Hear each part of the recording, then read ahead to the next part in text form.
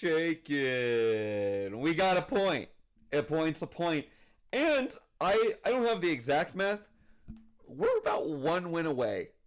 It's probably like 2.5. We're like 1 win away from already topping last season. So as depressing as the last couple weeks have been, that's a positive, you know? Back to the back three. I think that was the big thing everyone wanted. Everyone was excited about. Rodriguez was back. He played well. Yeah, no best friend Jamar Ricketts. That was a little tough. That was a little tough. I imagine it had something to do with wanting to change it up. Reed maybe played a little well in his minutes. Jamar letting that being on the end of that counter for like the fourth goal last week. But let's just go right into the first half. I have some notes written down here. I felt in the first half we were the better team, but Seattle had the better chances. Like I would feel until it got to the final third, we were the better team, held the ball a lot, passed it around pretty well, had some good chances. They pressed really hard. They had some really good pressure, and I think that bit us in the butt second half, among other things. But yeah, we moved it around. We played really well. We just are not finishing chances. We don't know what to do. You blew it. We get a little nervous. We get a little shy. I feel we just need to see a couple go in. And maybe next week versus DC, not to get too ahead of myself, a not so great team. Maybe that's the week we do it. And you could argue we scored 4 in the first game, so that really should have opened it up. But something I'm a little concerned about, our marking on set pieces was so infuriating. Between Daniel being who Daniel is, goalkeeper on the planet, goalkeeper of the planet, my new award I'm giving him. We lost so many runners.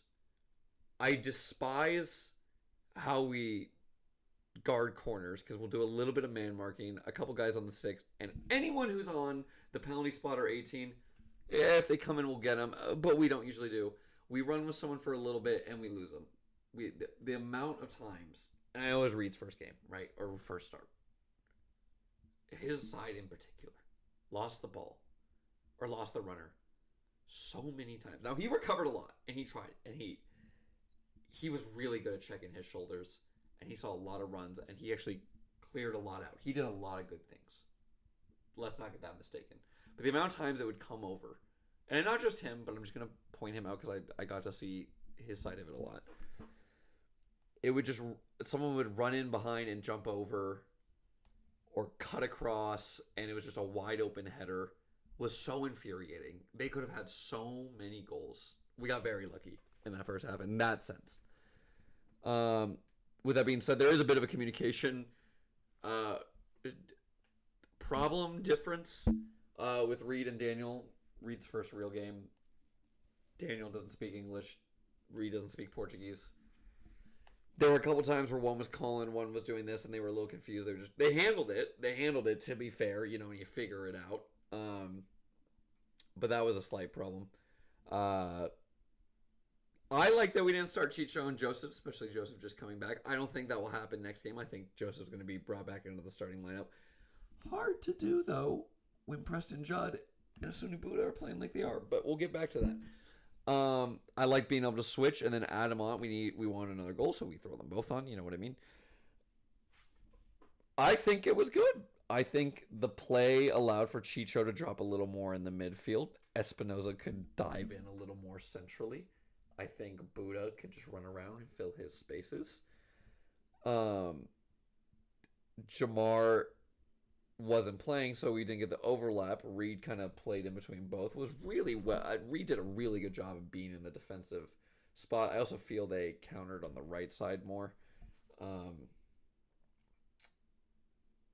little centrally as well. But I liked it. We'll see what happens. There's, other than Benji Kikanovic, there's probably no one more unlucky than Nico Chikaris to pick up an injury and go on international duty as soon as Hernan's going. So it's like he gets the chance and he has all these opportunities, and it's just it wasn't the right time for him. So that's really unfortunate for Nico. I I think Preston has something to say to all the haters, which is most of the Earthquakes fan. These were two phenomenal games. This was a phenomenal game from Preston. And I saw this on Twitter a lot, and honestly, I feel like I deserve a bit of an apology because I said what I liked from Preston, and I agreed the finishing was whatever, right? The intensity he brought to the games. He fights and someone hits him. He's probably gonna yell later. That's what happened. But he brings an intensity, a pressure, and it's like if we're gonna be bad, at least be bad, but be some dogs. You know what I mean? I feel I through my experience of playing again. I never played professional and whatever it may be. My experience is if you get 11 guys who are dogs, just a team full of fighters, work hard, listen, run. That team is so much better than the team with like, hey, we got some all-stars, we'll fill in the pieces. And Preston is a dog. And I've been saying it. I've been saying it for so long. He presses the ball. He puts so much pressure on it. Almost caught Stephen Fry out. And now all of a sudden everyone's like, Preston's really good at this. Preston's really good. I've been saying it. With that being said, yeah, finishing would be a nice part for our striker to have. But Buddha, I still think he brings a lot of value. I think he has gotten so much better. I think he took that trade so personally. He's good and he's been improving a lot, but I don't know what happened between shipping him to Monterey for like a day and a half and then immediately calling him back. That what happened to make him so much better? Like he was good. He was all right, right? Young, needs some time, but so much better and confident. Maybe we trade him again, and bring him back. Just maybe it's what he needs. But do not do that. Do not do that. I love Buddha. I really want him around still. It's hard to take them out of the lineup. It really is. I don't know. Obviously, it comes to training and teams and that. But the way they played, and then obviously you're not taking Espinoza out of the lineup. I don't know how you justify putting Joseph back in. That's me personally. I'm assuming Buddha's going to go back to the bench. Judd, Ashley, probably. Both. But we'll see. And that moves us to the second half.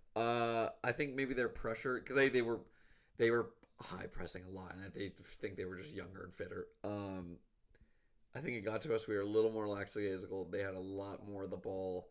I feel like our passing patterns weren't as good. I feel like they woke up a little bit. And we make a lot of silly mistakes. Look, you're not going to be perfect every time. I critique any moment of any game for any level, right? But the sagging off, the not pushing as much, the allowing the runs, it built up. And that goal, Chicho, well, first off, our striker's having to defend someone in our 18, goes in, swings by the challenge. Romney comes over, but doesn't really fully. It's a phenomenal shot. It's a phenomenal. Don't expect that to be saved shot, right? Maybe. I'm not. Goalkeeper's not my expertise. Not that I really have one. But yeah, it just built up, and like it wasn't like a thing of like, oh, it was kind of like a thing of like, yeah, it was coming. Let's see if we can get one back. Let's see if we can hold it off. But we brought Joseph on. We brought these other things. I like the subs. I like the ideas. Didn't capitalize, but we got a point. Almost scored at the end. Kinda. Congrats to LaRue for his first goal. I know it was a bit of a deflection, but it is what it is. A goal is a goal, and we need them. We frankly need them. I'm just looking over the notes. I'm trying to think what else. I mean, there were a lot of things that could go into the game, but I feel like it's a lot of the same. Next week, we play DC. It's a shout out to the inaugural game, so it's going to be a Sunday and a day game, which I'm excited for, so I don't get home at midnight or 1 a.m. However, we'll see. Now we're going to be playing in the sun. SJ weather's actually been a little, Bay Area has been a little, anyone from the Bay, which is probably anyone listening to this, the weather's a little bipolar this time of spring year. One day it's sunny, one day it's really hot, one day it's really cold, raining, and sometimes that's all one day. So we'll see how the weather is, but a day game, it's a little more hot, a little sunnier. They got to wake up even earlier. We'll see. It's a Sunday, not a Saturday, so let's see how that messes with their routine. Could affect them a little bit. As much as I want to say the professionals, it doesn't. It does. DC have played some good teams. There was no doubt about that. They've played some okay teams. They've played some not so great teams. Haven't got the best results. With that being said, they don't seem that great anyways. I think it is a must-win game. I haven't been really saying it as much the other games. I'm like, let's just see. This is a must-win game. Let's get the train back and going. It's not a good team. We got to capitalize on that. We got to be better at home. It's not our home game. I really, really was hoping we would have a strong home team this year. And it's just looking like we're still trying to figure everything out.